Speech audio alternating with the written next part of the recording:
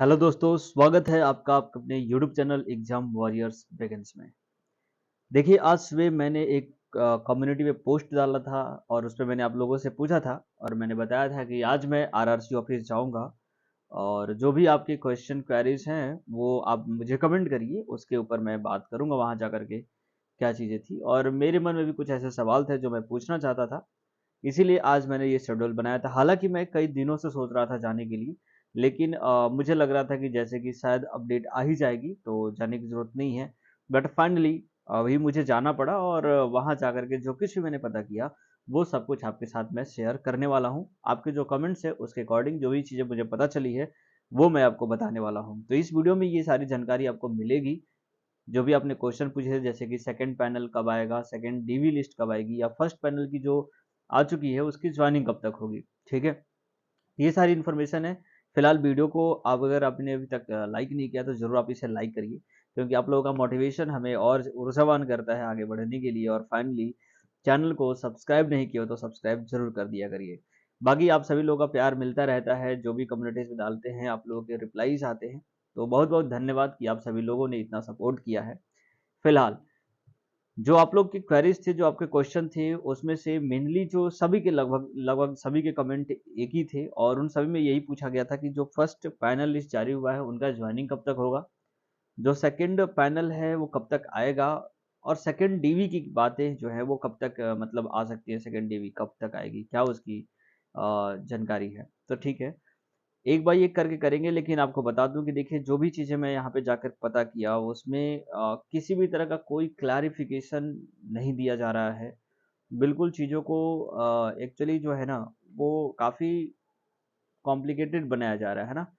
Simple way में किसी को कुछ बताया नहीं जा रहा है। फर्स्ट टाइम जब मैं आज गया था आरआरसी ऑफिस, तो वहाँ कोई था ही नहीं। वहाँ पर पेंटिंग का काम चल रहा था, ठीक है। ऑफिस में कोई भी नहीं था, ताला बंद था अंदर वाले रूमों में। एक थे वहाँ पर, मे बी वहाँ के कर्मचारी होंगे कोई। उनसे बात किया तो उन्होंने बताया कि ऑफिसर जो है वो सब लोग गए हुए हैं, फाइनली 1-2 घंटे बाद आएंगे। तो फिर मैंने पूछा कि क्या पैनल जो फर्स्ट वाला है वो ज्वाइनिंग कब तक आ रही है, तो उन्होंने कहा कि जो डिवीजन में होता है, एक्चुअली जो आरआरसी होती है वो पैनल तैयार करने के बाद उसे डिवीजन में भेज देती है।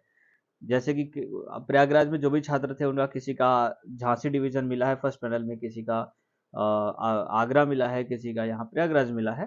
तो वो डिवीजन अलॉटमेंट हो जाने के बाद डिवीजन की ये रिस्पॉन्सिबिलिटी होती है कि वो ज्वाइनिंग कब तक दे रहे हैं। इस वजह से मैं फिर उसके बाद मैं डीआरएम ऑफिस गया, मुझे लगा वहां पे कुछ चीजें मुझे पता चल जाएगी। वहां जाने के बाद डीआरएम ऑफिस में कार्मिक विभाग में, जो कि अगर प्रयागराज में बोले तो सेकंड फ्लोर पे है, वहां जब मैं गया तो वहां मैंने पता किया, तो वहां भी ऑफिसर से बात करके कुछ सेटिस्फैक्शन नहीं हुआ। एक्चुअली जब मैंने उनसे बताया कि मैं ज्वाइनिंग के लिए पता करने आया हूँ कि जो रोजगार मेला लगने वाला है 13 तारीख को, उसके लिए हमें कोई अपडेट नहीं मिली है, जबकि मेरा खुद का पैनल में नाम आया हुआ है। तो उनका सीधा सा कहना था कि अभी इसके ऊपर कोई जानकारी नहीं है। फिर मैंने रिक्वेस्ट किया कि सर प्लीज़ कोई एक्सपेक्टेड डेट बता दीजिए, क्या हमें रोज़गार मेला में बुलाया जाएगा? तो उनका रिप्लाई सुन कर के मैं दंग रह गया और मैं चुप हो गया पूरी तरीके से। फिर मेरे पास और कोई सवाल ही नहीं था पूछने का। उन्होंने कहा कि अगर आपको रोज़गार मेला में जाना है तो जाइए, घूमिए, घूम टहल के आ जाइए। आप खुद से जा सकते हैं। हम कहे ये क्या बात हुई? मतलब मुझे जब तक कॉलिंग नहीं किया जाएगा तो मैं कैसे जाऊँगा रोज़गार मेला? तो उनका कहना था कि नहीं, आप जाइए, घूम टहल के आ जाइए। तो मतलब एज़ यूजुअल रिप्लाई था, बहुत ज़्यादा मतलब एक तरीके से नॉट रिस्पॉन्सिबल तरीके से, है ना? फिर मैंने कुछ और दूसरे लोगों से बात किया वहाँ पे, तो वहाँ पे मैंने देखा कि कुछ लिफ़ाफ़ों में पैकिंग किए जा रहे थे, कॉलिंग लेटर वग़ैरह। तो मुझे लगा कि शायद ये हम लोग की जॉइनिंग का ही लेटर पैक किया जा रहा है, उसे चिपकाया जा रहा है। बट ऐसा कुछ नहीं था। उस पे मैंने जब ध्यान से उसे पढ़ा तो वो जो आपने देखा होगा आरआरसी की वेबसाइट पे अप्रेंटिसशिप जो कैंडिडेट है जिनकी फाइनल आई हुई थी, उनका कॉलिंग लेटर अभी तैयार हो रहा है वहाँ पर, और अभी कुछ दिनों में उनके एड्रेस पर सेंड कर दिया जाएगा। तो अभी आप देख सकते हो कितना डिले काम हो रहा है ना? बहुत ज़्यादा डिले काम हो रहा है। और अभी तक अप्रेंटिसशिप वाली जो पैनल आई थी, हालांकि फर्स्ट पैनल जो हम लोग का आया था उसके बाद आई थी वो रिजल्ट। इसके बाद भी आप देख सकते हो अभी तक उनका सिर्फ और सिर्फ वहाँ पे लिफाफे में उनका कॉलिंग लेटर पैक किया जा रहा है, और अभी घर तक पहुँचने में टाइम लगेगा, कम से कम 1 सप्ताह तो लग ही जाएगा, ठीक है। और वहीं पर जिन जो पैकिंग कर रहे थे उनसे भी मैंने पूछा कि एक वहाँ पे थे, तो उनसे मैंने बात किया कि सर हम लोग का जो है जॉइनिंग लेटर वगैरह कब तक आ रहा है, फर्स्ट पैनल जो आरआरसी के द्वारा जारी किया गया है। उन्होंने सीधा से कह दिया कि अभी तक हमारे यहाँ पैनल ही नहीं आया है, आरआरसी ने भेजा ही नहीं है। मैं सुन के दंग रह गया कि मतलब ये क्या चीज़ें हो रही हैं, कोई भी सही से जानकारी कुछ दे ही नहीं रहा है, ठीक है। फिर मैं दोबारा से आरआरसी में गया, फिर अभी जब दूसरी बार गया तो वहाँ पर जो अफ़सर थे, जो हम लोग के डीवी करा रहे थे वहाँ पे, उनसे मेरी बात हुई। फिलहाल उन्होंने मेरे से बोला कि देखो ऐसा है कि अभी तक जो है फर्स्ट पैनल जो जारी किया गया है वो आरआरसी में वहाँ डिवीज़न अलॉटमेंट हो चुका है तो वहाँ भेजा जा चुका है। लेकिन चीज़ें कॉन्फिडेंशियल होती है, वो उसे फ़ॉरकास्ट करते नहीं हैं। पहले से किसी भी तरह कोई भी एक्सपेक्टेड डेट बताते नहीं है, इसलिए आपको कोई जानकारी वहाँ से मिलेगी नहीं। ज़ाहिर-सी बात है, मुझे वहाँ से कोई भी अच्छी जानकारी मिली नहीं। और दोबारा से मैंने सर से पूछा, जो आप लोगों की क्वेरीज़ थी कि सेकंड पैनल कब तक आएगा, सेकंड डीवी कब तक आएगा? तो देखिए उसके बारे में भी उन्होंने सीधा-सा बताया कि देखिए सेकंड पैनल जो है उसके ऊपर काम चल रहा है, ठीक है? क्योंकि फर्स्ट पैनल उन्होंने तैयार करके भेज दिया है, सेकंड पैनल पे ही उनका काम चल रहा है। अब वो कब तक आ जाएगा इसके बारे में भी उन्होंने कुछ नहीं बोला। सिंपल से बोल दिया कि भई काम चल रहा है और आपको वेबसाइट पे जानकारी मिल जाएगी। तो कुल मिलाकर के उनका भी जवाब ऐसा ही नॉर्मल ही था, ठीक है? उससे भी किसी भी तरह का कोई क्लैरिफ़िकेशन मिला नहीं। बाद में मैंने सेकंड डीवी के लिए पूछा तो देखिए ये थोड़ी-सी सुन कर के मुझे भी बुरा फ़ील हुआ और अच्छा नहीं लगा। जो लोग भी कैंडिडेट सेकंड डीवी का इंतज़ार कर रहे हैं, उनके लिए बता दूँ कि थोड़ी-सी बुरी खबर है ये, क्योंकि उन्होंने कहा कि हम जो है, जो अभी जो पैनल जारी कर रहे हैं, इस उम्मीद में कर रहे हैं कि हमें सेकंड डीवी करानी ही ना पड़े, ठीक है? उनका कहना यही था कि हम नहीं चाहते हैं कि सेकंड डीवी करानी पड़े। वो चाहते हैं कि अभी जो फर्स्ट पैनल जारी हुआ, अभी जो सेकंड पैनल जारी होगा, इसी में वो सभी सीट को फुल फिल अप करने की कोशिश करेंगे। जो भी कैंडिडेट उनके पास अवेलेबल हैं, उनका कहना था कि लगभग-लगभग सीटें जो है सेकंड पैनल आने में पूरी की पूरी फिल हो जाएगी। उसके बाद भी बहुत सारे ऐसे कैंडिडेट हैं जो पेंडिंग में पड़े हुए हैं, उनका क्लियर किया जाएगा। इसके बाद ही सेकंड डीवी आएगी, वो भी बहुत ही कम सीटों पे आएगी। तो भाई मैं उन सभी छात्रों को बताना चाहता हूँ कि जो लोग भी सेकंड डीवी का इंतज़ार कर रहे हैं, प्लीज़ आप अब इंतज़ार करना मेरे ख़्याल से सही नहीं रहेगा, क्योंकि वहाँ पर उनका क्लियर सा मैसेज था कि सेकंड डीवी हम लाना ही नहीं चाहते हैं। इसी इसी तैयारियों को लेकर के वो काम कर रहे हैं कि फर्स्ट पैनल, सेकंड पैनल तक ही सारी कुछ चीज़ें सीट पूरी-पूरी फुल हो जाएगी, ठीक है?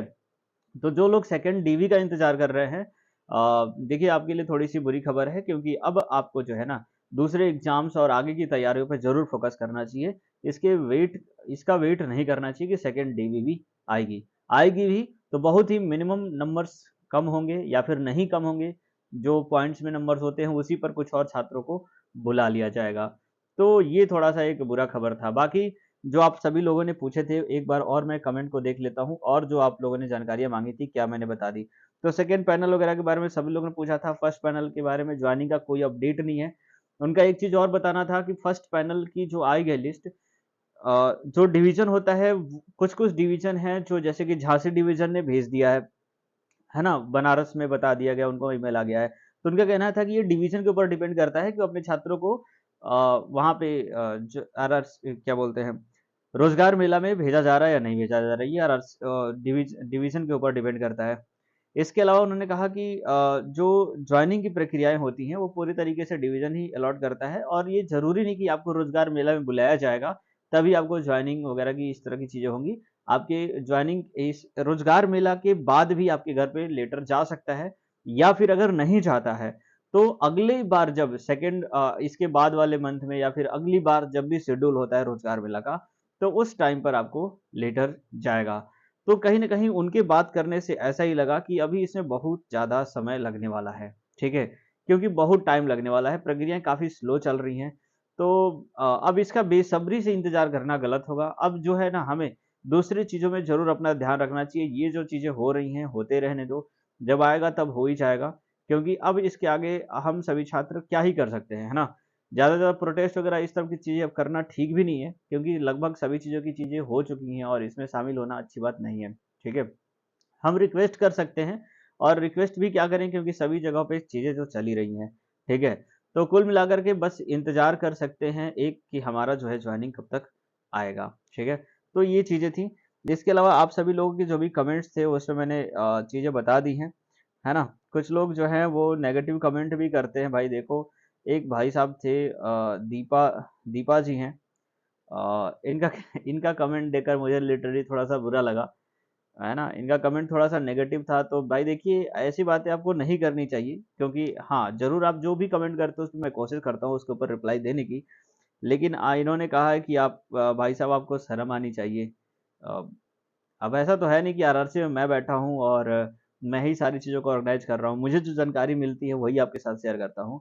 तो प्लीज़ इस तरह के कमेंट मत करिए, अच्छा नहीं लगता है, ठीक है? फाइनली एक और भाई ने कमेंट किया था ईडब्ल्यूएस सर्टिफिकेट को लेकर के। श्री राम उनका यूट्यूब चैनल का नाम है। तो आपने लिखा है कि इन्होंने क्या किया है कि वित्तीय वर्ष 2021-22 का ईडब्ल्यूएस जो है वो डीबी के समय पे इन्होंने ओरिजिनल जमा कर दिया है। ठीक है? तो जॉइनिंग के टाइम पर क्या इन्हें वही वाला ले जाना होगा उसका फोटोकॉपी या नहीं? या फिर नया बनवा के? तो देखिए मेरी एक्सपेक्टेशन और मेरे वहाँ पे जो भी बातें की गई, तो देखिए उसको तो आप रखे रहिए, लेकिन आप नया भी बनवा लीजिए, क्योंकि अब फाइनेंशियल ईयर भी चेंज हो रहा है, ठीक है? तो आप नया बनवा लीजिए, आपके लिए बेस्ट रहेगा। अभी फाइनेंशियल ईयर चेंज हो जाएगा और ज्वाइनिंग होते-होते देखो अप्रैल खत्म हो जाएगा, ये 100% गारंटी है, क्योंकि आरआरसी में जो भी बातें की गई उससे अकॉर्डिंग यही लगा, ठीक है?